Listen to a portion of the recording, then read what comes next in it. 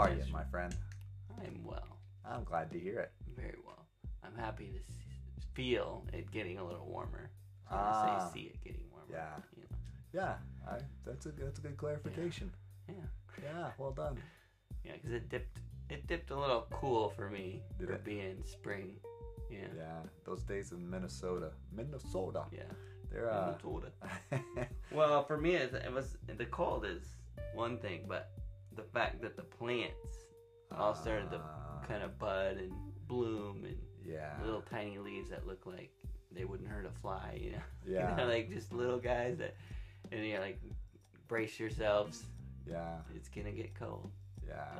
But I don't think it got below freezing, which was. I didn't notice it did. Not like a couple weekends ago when I got 27 or so. Yeah.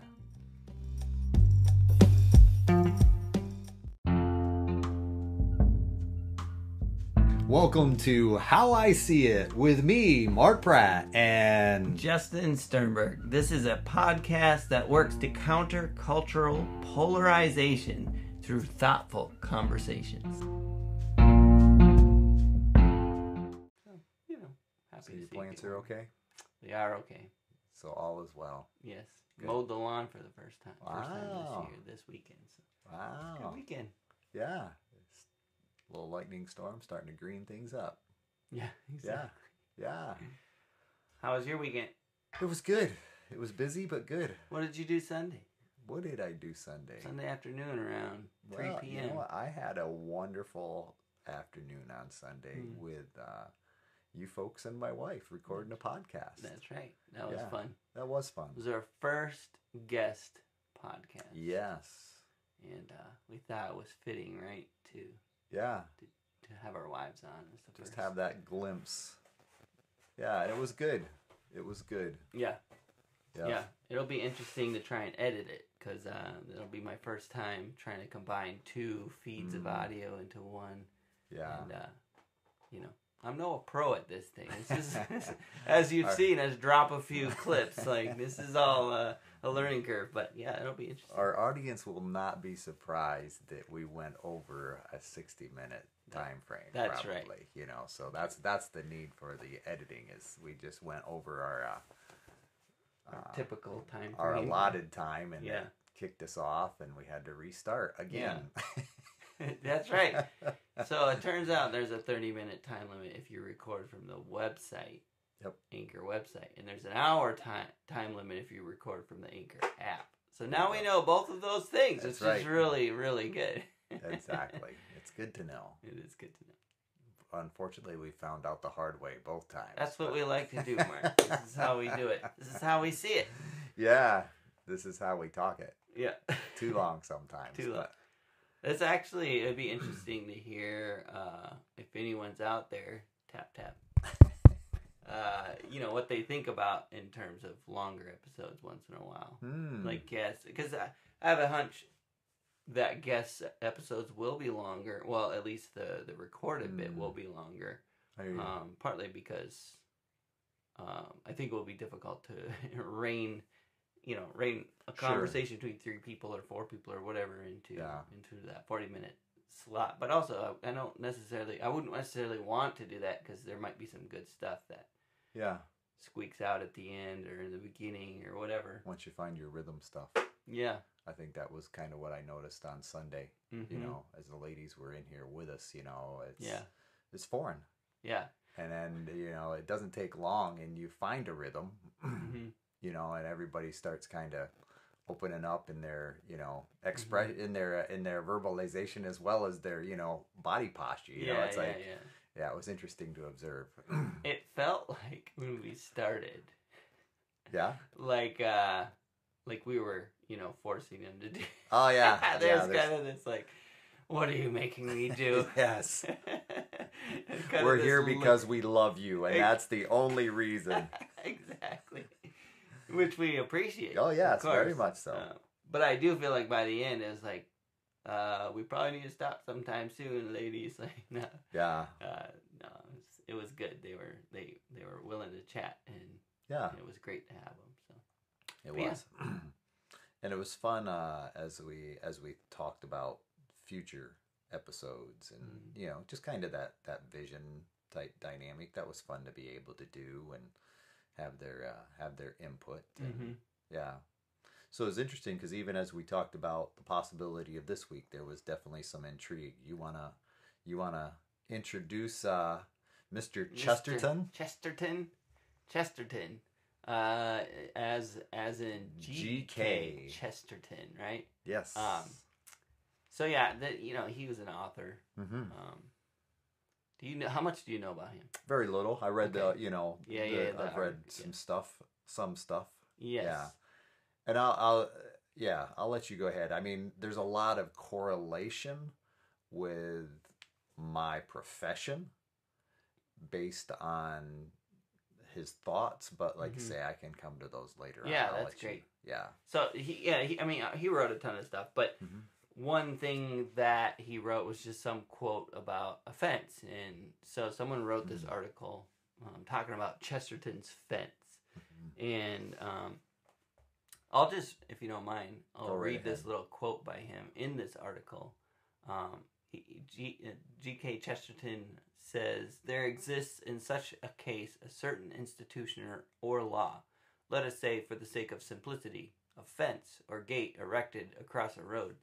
The more modern type of reformer goes gaily up to it and says, 'I don't see the use of this, let us clear it away.' To which the more intelligent type of reformer will do well to answer, 'If you don't see the use of it, I certainly won't let you clear it away. Go away and think. Then, when you can come back and tell me that you do. Oh my goodness. Then, when you come back and tell me that you do see the use of it, I may allow you to destroy it.'" That's some funky language there. Yeah. What's your take on that, Mark? Your first thoughts? Well, I have a good few. I was taken by the fact of his ability to use the fence to represent what he shared about an institution or law. So I think in our enlightened or evolved perspectives, sometimes we can think those things that came before us are antiquated, outdated. There's no need for them. So our tendency at times is to just do away with it because of that elevated, I'll call it arrogant even at times, thinking that wants to do away with things just for the sake of avoiding restraint. Yeah. That's in a nutshell what it said. And I think and I'll even bring it back because if I'm not trying to steal it from you, but he does a nice job of this first order thinking and second order thinking. And for me as a therapist, that's so. Go ahead. Pause right there. As a therapist, yep. The article that we're referencing is on a blog called Farnham Street blog, where they talk a lot about mental models and various things. And this particular article, it's Chesterton's Fence, a lesson in second order thinking. And so the article is talking about this idea of second order thinking, versus G.K. Chesterton didn't write all this stuff. It's mostly about his one little paragraph, and they've expounded this article. I wanted to clear that up real quick, but as you talk about and go ahead as you see. I'm gonna flip it back to you even as you. Well, don't forget the as a therapist. I will. Part. I have that. No problem. We're good there. Even in that. How do you see, what difference do you see as you read the article on the difference between first order thinking and second order thinking? And it's okay if you need a moment to kind of scroll, but I mean, am I putting you on the spot too much right there? Yeah, I'm actually looking at, I wanted to see the exact thing they had here. And if you don't mind, go right ahead. Second order thinking is the practice of not just considering the consequences of our decisions, but also the consequences of those consequences. Everyone can manage first order thinking, which is just considering the immediate anticipated result of an action. And let's be honest, Mark, not everyone does that even, right? But that's true. It's simple and quick, usually requiring little effort. By comparison, second order thinking is more complex and time consuming. The fact that it is difficult and unusual is what makes the ability to do it such a powerful advantage. He said second order thinking will get you extraordinary results. There you go.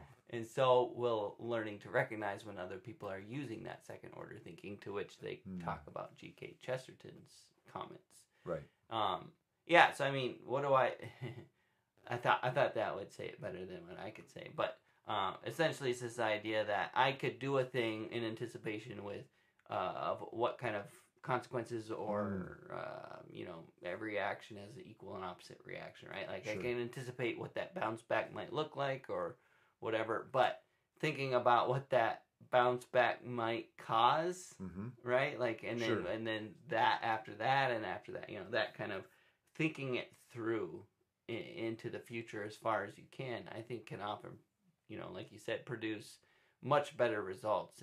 It can be the difference between having a solid relationship with someone at work or them feeling like you're always trying to get ahead. It can be the difference between getting what you want out of your kids. They're obedient, they do what you say, but maybe they fly the coop, so to speak, right? Sure. And because you get what you want in the short term, but you're missing that second order of consequences, right? Of sure. Like, I can demand that they do what I say, I can enforce this thing, but I can't change their heart, and I can't cause them to understand the reason for that.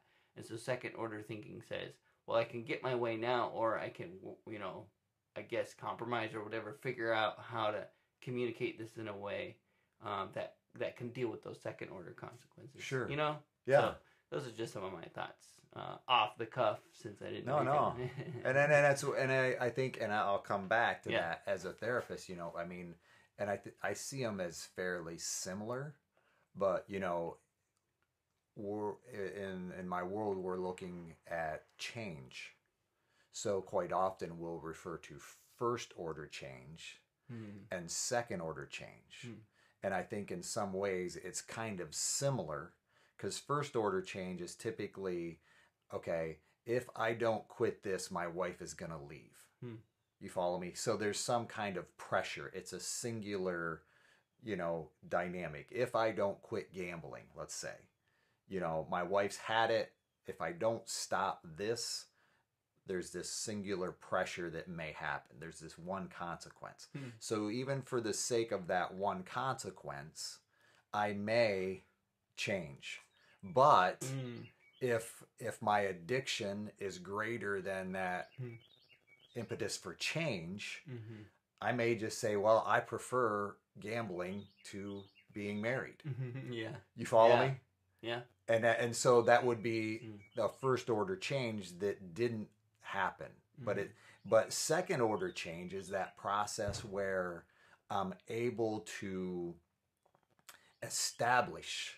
So I see maybe that first order change, but then I go into the second order where I'm able to recognize, oh my goodness, I didn't realize how gambling was affecting my personal finances. I actually have a savings account now because I quit gambling. And now I'm feeling more confident in my ability to make decisions.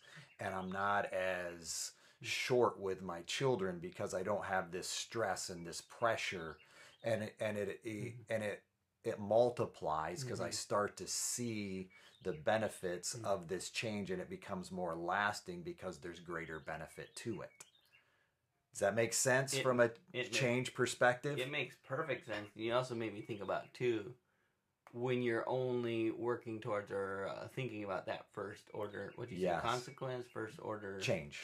Yes. And you achieve that first order change, the motivation might stop, right? Like, yes. I think this is maybe what you're getting at, too, but or vice versa, like you remove that one singular obstacle, like maybe your wife leaves. Oh, okay. Yeah.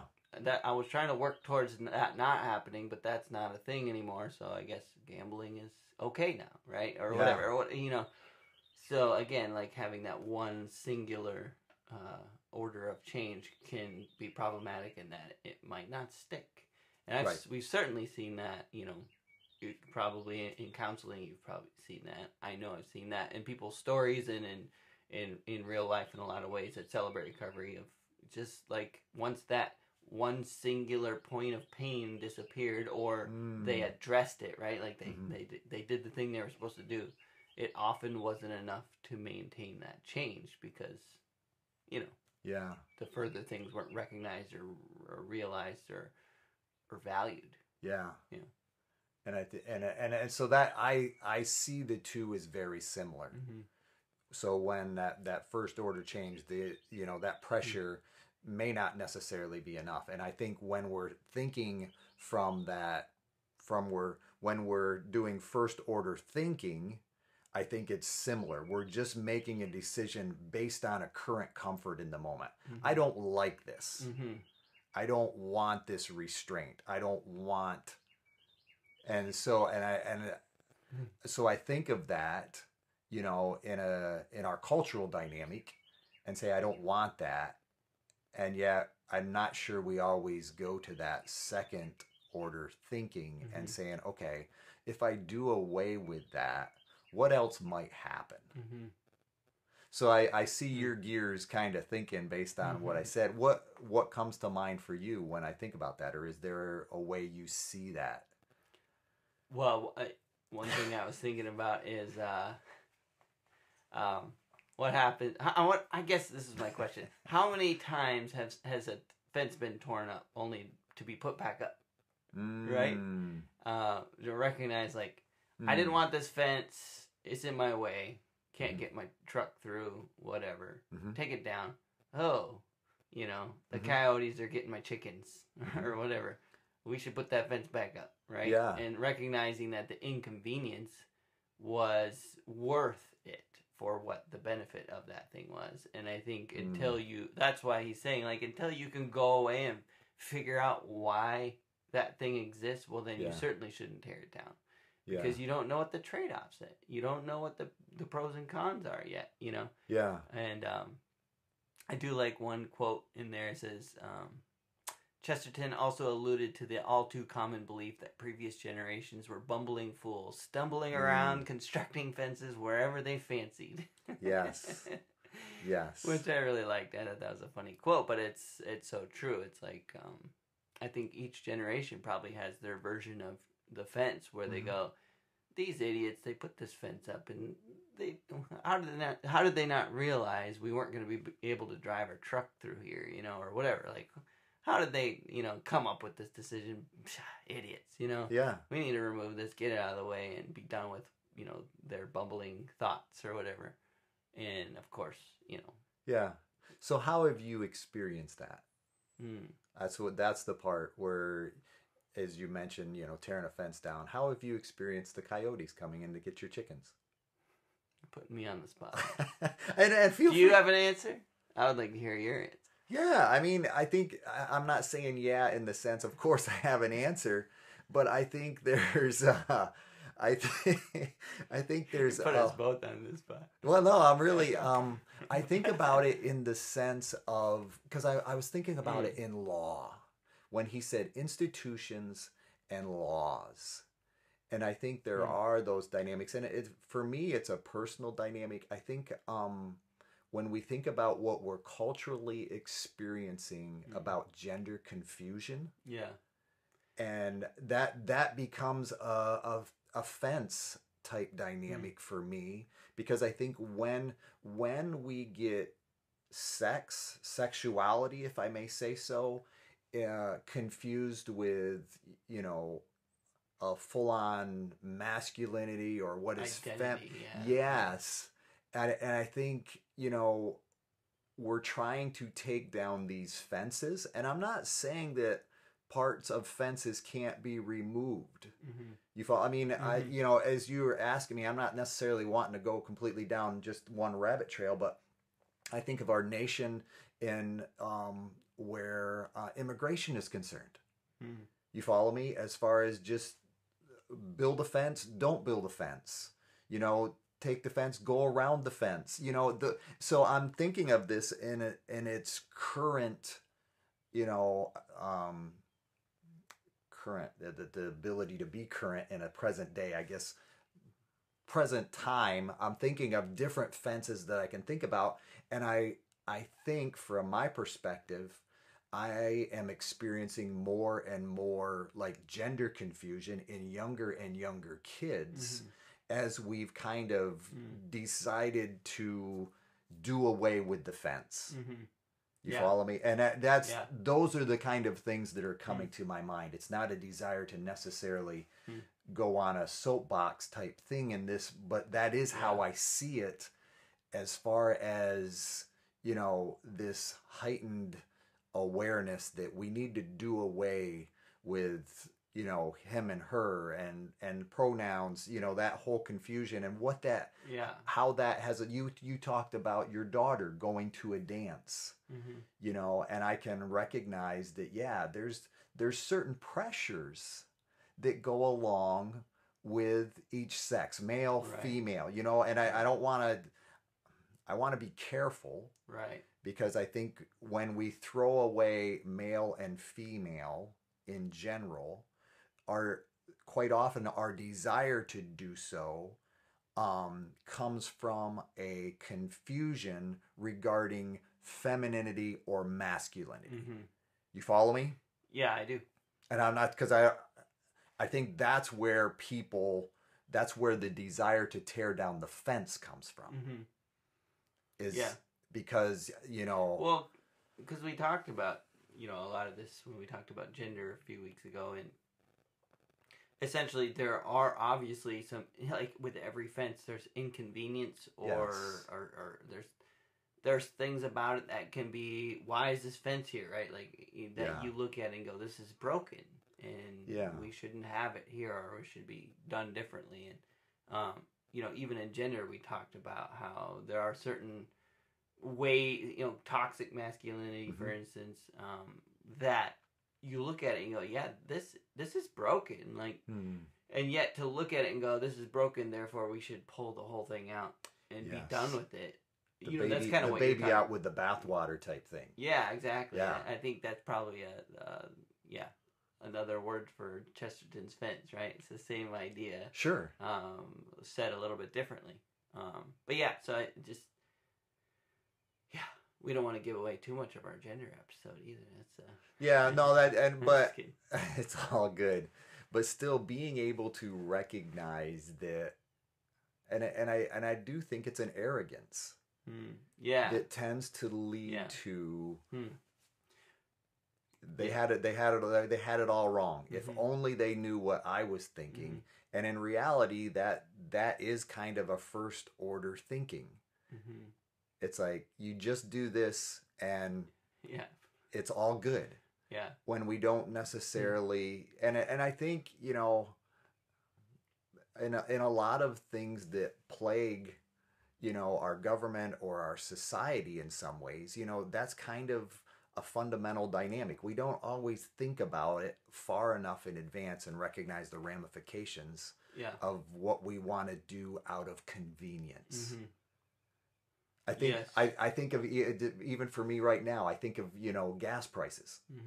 You know, and this isn't a complaint, but I think about it. It's like, I think about our forefathers, and it's like, would they still be paying? Would they be doing something different? You know, because we went up to $4, and now we're excited when it dropped to $3.67. You know, because at least we're not paying $4. But in retrospect, months ago we were at $2, but now we're excited to pay $3.67 because it's not $4. And I think about that in a sense of, okay, what are the ramifications of just continuing to, I'm not saying throw it out, but I'm saying I do think about it with this in mind.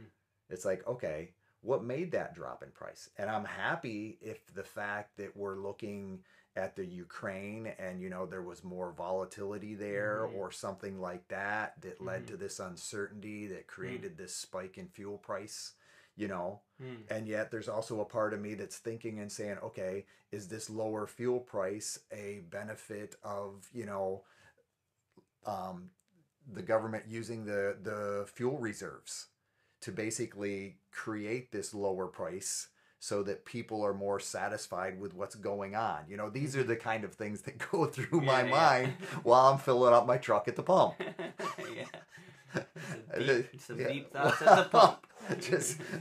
Yes, this is how crazy Mark is, but that's, it's those are the things that I tend to think about. Yeah. And I'm not saying other people don't have those same thoughts, but I guess that's my desire in this time is to be able to say, okay, yeah, what am I doing on a daily basis that I am doing out of impulse or just a desire to have change, and maybe not necessarily thinking about from its long-term possibilities or implications to a certain degree. Which this ties into the previous conversation we had about changing our minds as well, which is this, my thought too is sometimes you do see a fence, you do think it's worth taking down, you start taking down, and midway through the removal recognize, oh, like I said, coyotes are getting through or whatever it is. And we often have the opportunity to stop what we're doing and change, right? Go the other direction. So I probably should put this back up. Yeah. Or whatever, but there's this concept called sunk cost fallacy. Have you heard of that? I have not. It's this idea that like once you've already invested a little bit, well, you got to go all the way because there's a sunk cost involved, and so you're already invested, and if you back out the other direction, you're going to lose more than if you continue forward. But the problem is if you continue forward the wrong direction, you will lose more. But but we have this tendency, humans just in general, to go, once you start a thing, you got to finish it. You got to move forward. And again, so using that fence analogy, it's like, well, I already started taking the fence down, and it's, half of it's in shambles. So I'm just going to finish taking it down. We'll figure out the coyotes later. Sure. Right? And I think that ties into even what you're saying, fuel prices, whatever. Electric vehicles is a good example of like, let's replace the fence with an electric fence. Yeah. Right? Which is great for a lot of things, but do we know the implications there? Do we understand that? And I also think about fuel prices, and my armchair thoughts, how I see it is that I do think the production of electric vehicles triggered some of those lower prices that we had. Because there's recognition of like, oh, there's an end in sight potentially to this, so we can't charge what we used to, right? And and then obviously things happen or whatever. But of course, there's danger there as well in the sense of once we completely shift over, right, to electric vehicles, will all of our waste be gone? I think we will no longer have waste. We will no longer have climate damaging anything, right? Which if you've read anything, there are implications to battery recycling and, all this stuff. Like, there's a lot of issues on that side as well.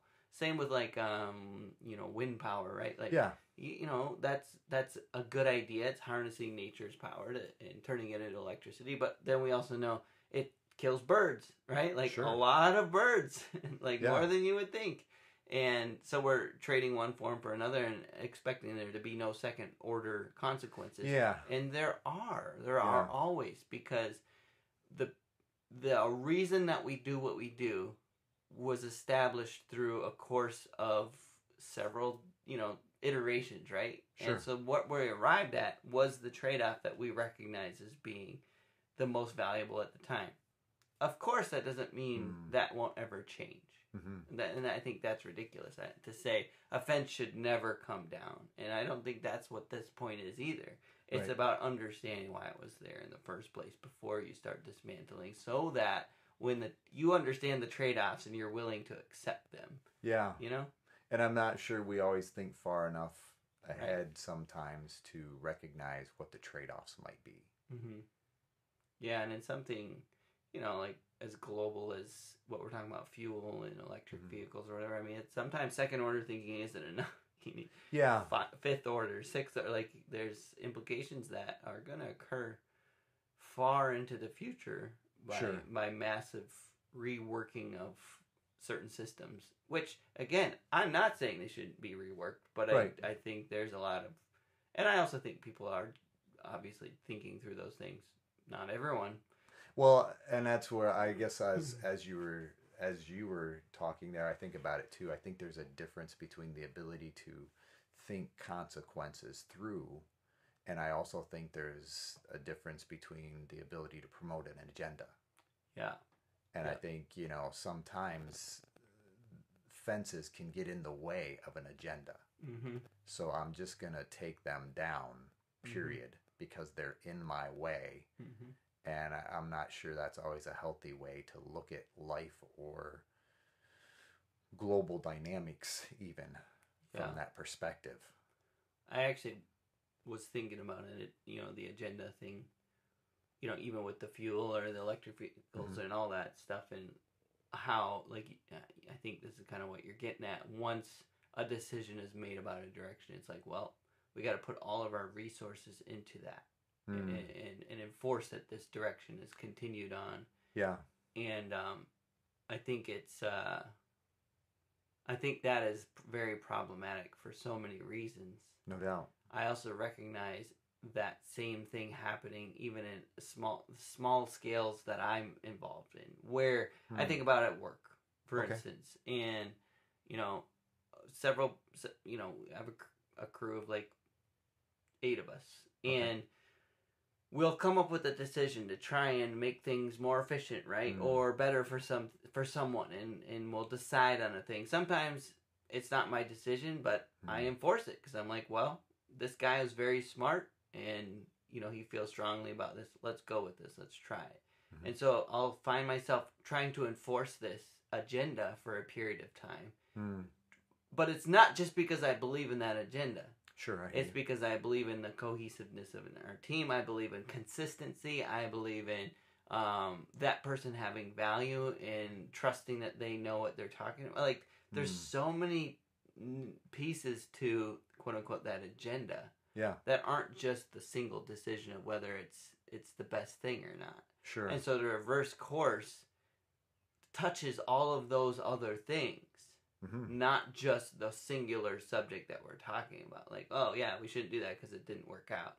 It's like there's some implications that come with that. Well, now that team member might feel slighted or feel like they whatever.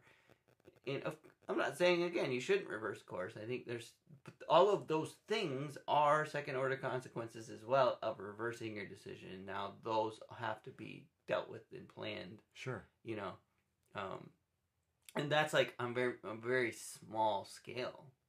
And so you think about, like, when the U.S. decides to put their weight into electric vehicles, all the implications, the relationships that are built, right? The relationships that are strained as a result of this decision.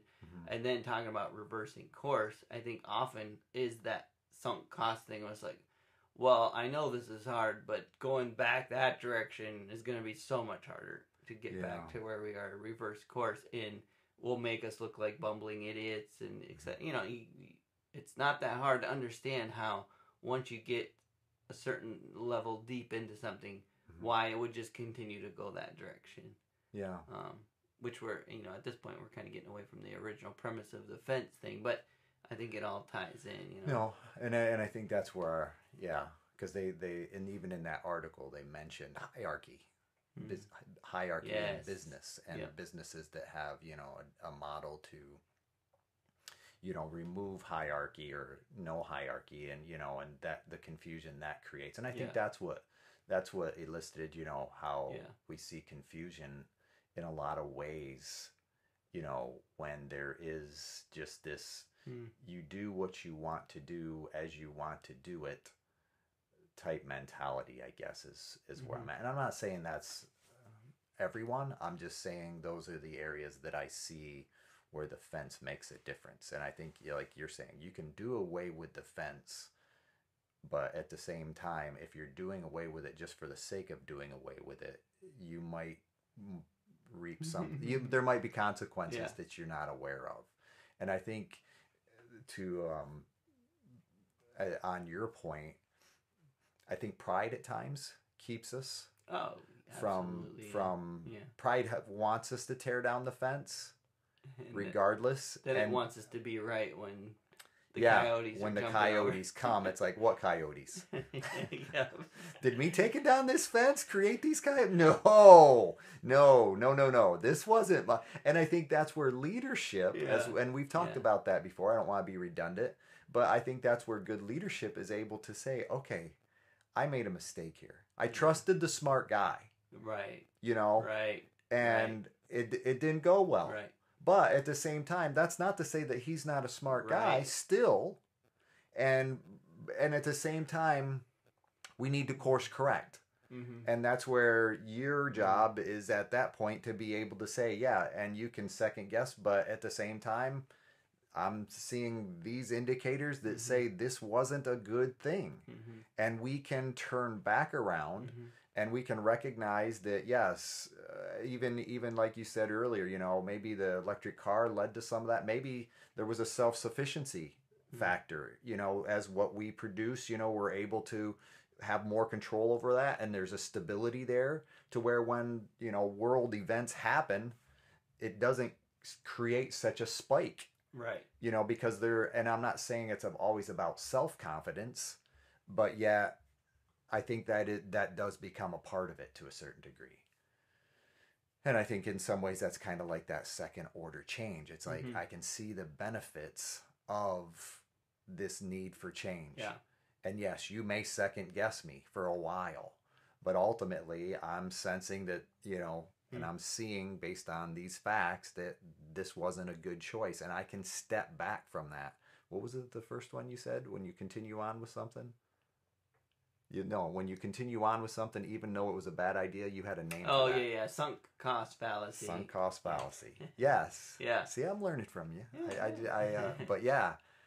Because I think about that, and here again, that's not to say that some fences don't need to be removed. Number one, myself, I'm probably too cheap because I don't want to have to rebuild a fence at today's cost. No. Yeah, yeah, for sure. Wood prices being what they are. Let's live with that fence for a little while longer, just as it is. It looks good to me. But I think there again, that can be. It's like, can we put a gate in the fence? Yeah. Can we? You know, I don't think it's always about tearing the entire thing down. But back to the premise, which it requires second order thinking to go, oh, maybe not tear it down, maybe fence, or maybe leave it. You know, but those decisions really shouldn't be made till you've exhausted what you can know about the current structure. Yeah, so you mentioned the companies thing, and I wanted to talk, expound on that a little bit. They talked about hierarchy-free companies. It was this idea of, you know, there's kind of a loose hierarchy. And people may have a title like, you know, cat herder, right? Like the was joke that in the article? I didn't see that. No, part. It's not. But I've seen that role. You know, really? in cute companies, right? Where it's like we have a hierarchy-free company or whatever. You know, just the idea of like they're kind of generally supposed to be in charge or whatever, but really they don't want to convey that idea of hierarchy or structure. Wow. They want there to be a feeling of, you know, everyone's smart. Equal. Everyone's equal? Smart. Everyone's equal. Everyone can make smart decisions. And but it kind of to me it very much feels like what communism felt like, which is when you look at it on paper and you think about it from this you know, like everyone's good kind of idea. It looks really good on paper. Like, what if we all just shared and split it evenly? Like, that would be great. Like, the people who are really good at things can help people who aren't, and we'll have this equal system where there'll be benevolence everywhere. No one will be upset at having more or less or whatever. And I think hierarchy-free companies feels the same way, where it's like, it's going to be so great. Everyone will have a sense of authority and ownership in the company, whatever. But the reality, just like communism, is not that. What's on paper. It ends up being completely different. And the reason is because humans are human, right? And so in communism, they're not just going to happily hand over their wages, or if they do, you're just going to require a major structural governmental police force to ensure that they will hand it over, right? And so now you're dealing with a huge government side of things that enforces this thing, and no chance that gets corrupt, right? Because we're in this perfect utopia. But no, it doesn't work that way. Because of the human dynamic. Human dynamic, right. And so I think communism is another one of those fence breakers, like the way we were doing it, whether it was imperialism or democracy, is broken for these various reasons, which, if you look at any fence, I think, was it Benjamin Franklin who said, if you look at all forms of government, democracy is the worst one except for all the others. You ever heard that I hear quote? you. Yeah. Which I think is hilarious and true, because the fact that there isn't a perfect right one. It's right just some and it's broken in so many ways. You can look at it and go, look at how it's broken in this way and this way, but yet it's proven itself, that it's a pretty fine fence, and it's got some holes and it needs some repair, and sometimes we got to move one end of the post to another spot or whatever. But the hierarchy-free companies, I'm really rabbit trailing. Okay. I've been in organizations where that was the ideal. And I can tell you it's not ideal. Okay. Because no one quite has the authority, so they don't know what they can do.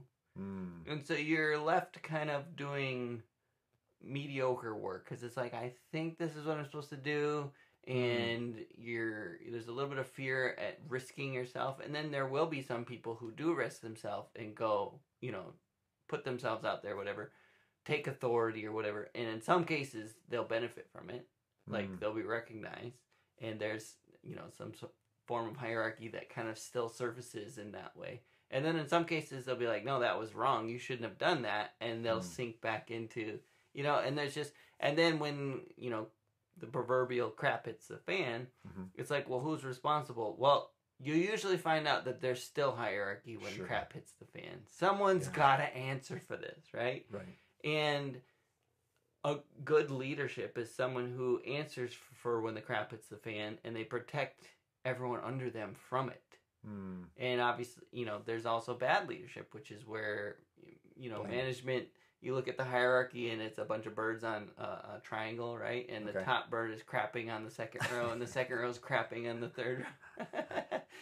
Like, that's the fence that the hierarchy-free companies are trying to tear down, this bureaucracy, this idea of, everyone's just crapping downwards. And it's like, I got yelled at, so you're going to get yelled at. And I got deadlines, so you're going to have deadlines, and, that kind of thing. And, of course, that is broken. So it's just very interesting. But, again, I've been in part of organizations where I'd much rather know who my boss is. I'd much rather know who I answer to. I'd much rather know they said this, so I have to do it, whether I like it or not, than to have the freedom to say, well, I can just do the thing I want. But what are I don't necessarily know the consequences, the second order consequences of that decision, right?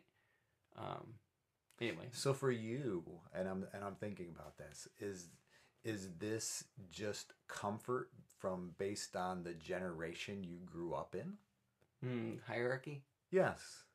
Very potentially, yeah. I mean, it's very possible. Like, that's my fence. Is that what you mean? Well, no, I'm thinking about it in this. Is it possible? And I'm hearing what some individuals might be thinking in my own mind as I'm listening to you. Awesome. Let's say that. And I'm thinking about the individual, possibly a younger individual, that says, well, yeah, that's you're good with hierarchy because that's what you grew up with and you're comfortable with it. Just pouring some coffee. If you hear that sound. Yeah, that's good. But either way, because I'm looking at you and saying, okay, here's a late 30 something that's grown up with a positive dynamic of hierarchy.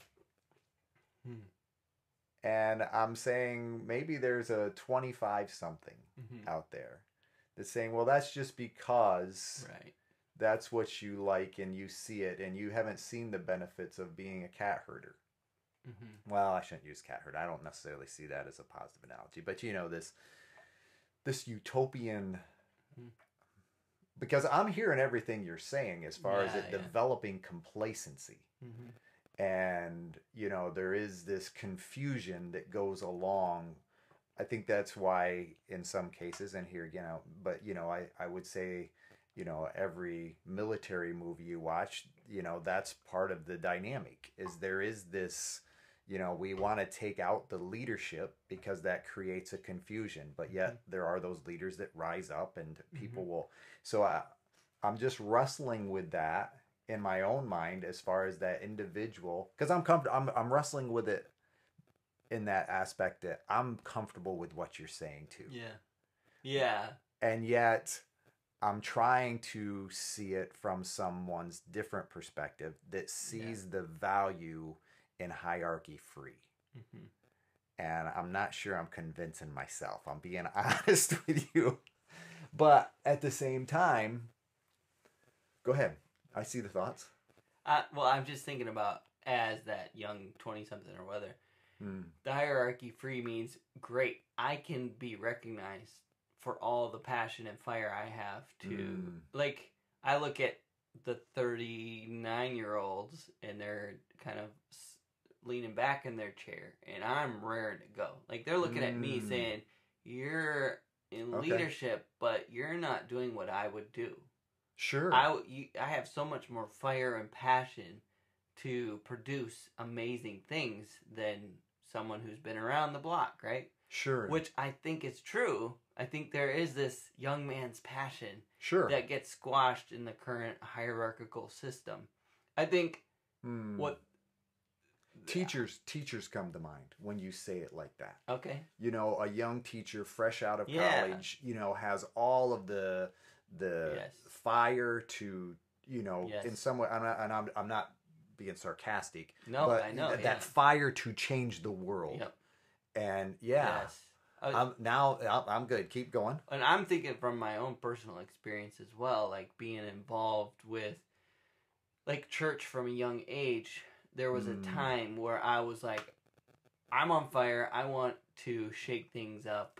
I feel like we should do things so differently in church, in a certain environment. And I look like, you know, 15 years removed from that person. Mm-hmm. And I'm glad, I'm looking back and going, I'm so glad he wasn't handed the reins. If that makes sense. Now, things would have been lit on fire, and that would have been... There's sometimes fire's good, right? Like, I'm not... Justin's going to burn the fence down. Exactly. Yeah. And I think there's... I think it would be foolish to ignore the benefits in value in fire and in passion and in youth. Mm-hmm. And so often the current system is broken in that way. Yes, I hear you. And I don't know how to solve that. But I don't think tearing the fence down is the way to solve it. Yeah. But I do... It's like one of those things where you recognize that the current system isn't perfect. Yes. And there could be improvements, but... So how do we engender that, you know, that passion in a safe way that doesn't burn the fence down, but also maybe it blazes a path through it in a particular place where we put a gate in, like you said. Yeah.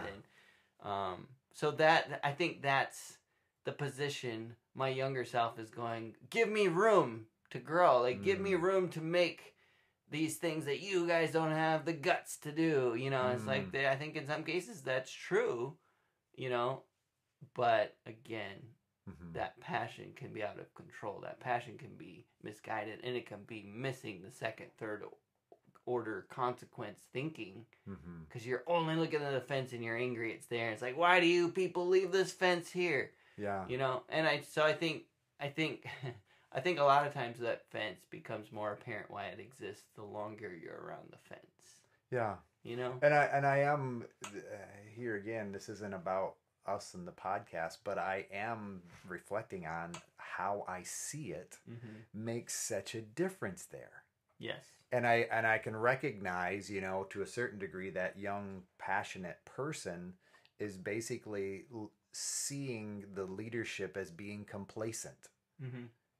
Yes. And, you know, and maybe that's not the case. Maybe there's some experience here that I'm not necessarily aware of. And yes, the leadership might be able to acknowledge, hey, I appreciate this zeal that you have and I value it. But at the same time, you can trust me that I'm going to take your input to the degree that I think it's valuable, and I'm going to value you as a person. But at the same time, you know, I think of some individual, you know, so often the person who has been there longer has actually seen or heard that before and experienced how we've tried that particular thing. and it didn't really work. Right. And I think that's where, valuing one another and what we experience, how we see it, who may have seen the benefits of this fence versus the individual that doesn't see a benefit to it, but yet still recognizing there can be places where we put gates in. Mm-hmm. Yeah, I think that's yeah. Well, a good balance to this article is another one on Farnham Street where he talks about Jeff Bezos. One of his kind of I guess guiding thoughts in the way he ran Amazon. He's the CEO of Amazon, or was actually. He just moved on from that, but obviously he built a pretty ridiculous company. And one of the guiding principles is this idea of reversible and irreversible decisions. And so when we're talking about the fence, removing a board is reversible. We can say, yeah, let's see what that does. And I think good leadership is able to recognize kind of the difference where the consequences have much further second order consequences, or they're not that significant. So we can just try it, right? And I think, to your point about sometimes we say, well, we've done that before and it was broken, and so we're not willing to try new things or whatever. Sure. Sometimes the thing is, not the same thing, but we see it as the same. How I see it is, yes, been there, done that. No, thank you. How they see it is, no, what you did was a stupid thing. This is way better. Right. Right. And so I think at some point we got to talk about good, true leadership, right? Because there's so much of this ties into that. But good leadership is able to recognize, okay, yes, there's potentially differences here. How much impact will this decision make if we try it, and is it reversible? And I think sometimes you can move fast, break things, and put the things right back up, right? Like the idea of move fast and break things is problematic if the things you're breaking can't be put back up, right? But if they can be, that's where Amazon comes in, right? Like, let's try it, iterate. And if it's reversible, go back, and like we can try those things. But it requires strong leadership to recognize we can try things, we can put things back, and not get stuck in the sunk cost fallacy of like, well, we're trying it, so we got to run with it until whatever. We'll have to put in the show notes a link to both of those. Sure. I think they're really good articles. If you don't mind, there's one other quote I really like. So, because I know we're close on time. Yeah. Yep. And I know it's going to shut us off, right? At it's 60 good. minutes. Exactly. So, in the Chesterton's Fence article, they move into the discussion of even addiction. And so they talk about recovery programs. He basically says, attempting to remove the habit and leave everything else untouched does not eliminate the need, and can simply lead to a replacement habit that might be just as harmful or even worse. Because of this, more successful approaches often involve replacing a bad habit with a good, benign, or less harmful one, or dealing with the underlying need. And I thought, man, that is so good. And there's a term in AA called the dry drunk, right? It's this idea that someone is no longer drinking, but every other version of their life is exactly the same. Every other part of their life looks exactly the same. Or like, in the case of, you remove one potential salve for the problem, right? Like maybe they're smoking weed and you take that away or whatever, and they find something else because that need was not met. Sure. And so, I don't know, that's a big reason why, I've always cared so much about Celebrate Recovery, because it's like, let's get to the root. Let's not just chop the leaves off, and when they come back, chop them again, and say, whatever. But let's dive into the dirt and figure out where is this thing starting from, and maybe there's a way to solve that, that deeper need. And I don't know. I really like what they're saying there, because even a bad habit can be a fence that if you remove it, doesn't it's I don't know. So that was really good. Yeah. No, that is good. Yeah, the old Barney Fife, nip it in the bud. Comes to mind. Nip it in the bud. Yeah, but go back to the root of where it came from. in such a way that says, yeah. And so it's like going back to the fence analogy. Well, the fence is there because of coyotes. Well, if we could figure out how to control the population of coyotes, maybe the fence wouldn't be necessary, right? Oh, yeah. And so whatever that looks like, maybe they're predators. We did something to remove them, and we can bring them back and get that ecosystem more balanced. And you know what I mean? Like, just an example of going back to the root of the problem and figuring out why the fence is there in the first place. Yeah. And then you can safely remove the fence because the coyotes aren't handled, right? Yeah. No. Yeah. It's good stuff. That's how we see it. That's how I see it. Hey, thank you for listening to our podcast. If you like How I See It, please do all the things that podcasts tell you to do. Subscribe, rate, review, follow us, and or talk nicely about us on social media. If you want to reach out, the email is us@howiseeit.click. Yep, I said .click, as in .click. Please tell your friends about this show, and we'll see you on the next one.